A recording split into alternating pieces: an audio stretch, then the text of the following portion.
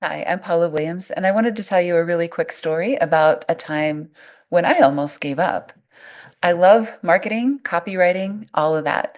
And my husband, John, and I had started a business to do that in aviation, which is the industry that we both love. I used to think that marketing alone was enough. If you had a good message and a good offer, the right people would find you.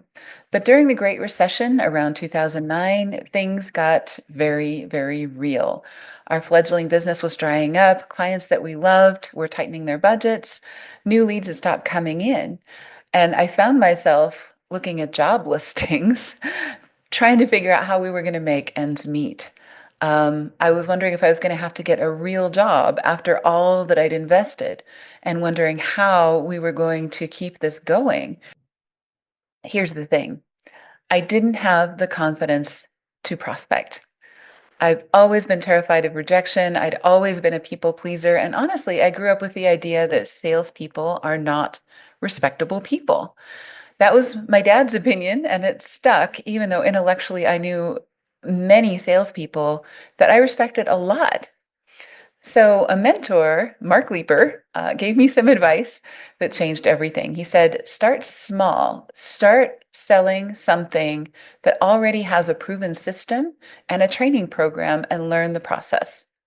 So I did. So I spent 20 hours a week for a month selling household cleaning products to my neighbors. Yeah, bathroom cleaner, dishwashing soap, stuff like that.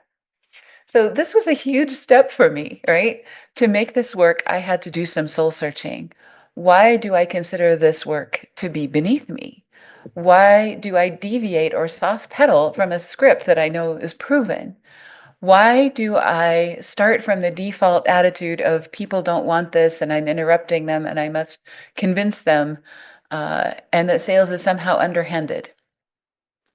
Why would I rather say, I'm not trying to sell you anything when that is blatantly untrue? This was a breakthrough for me just to get used to admitting it and saying, of course I'm selling something.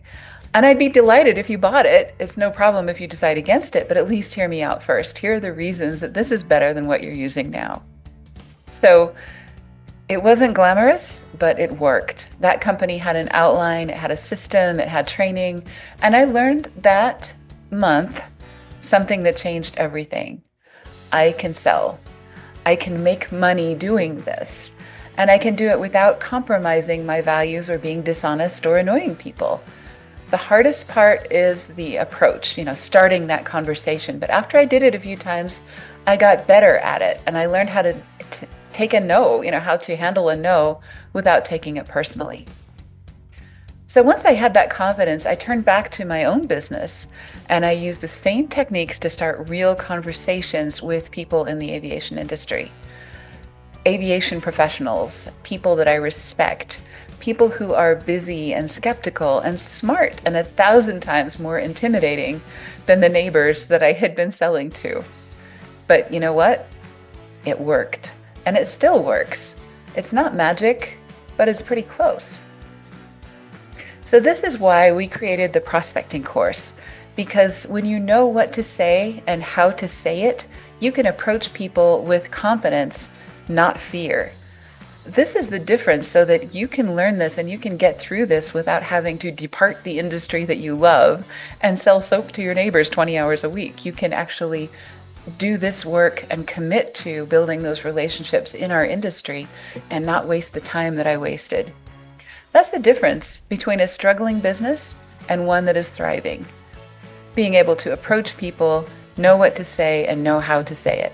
If I can do it, so can you.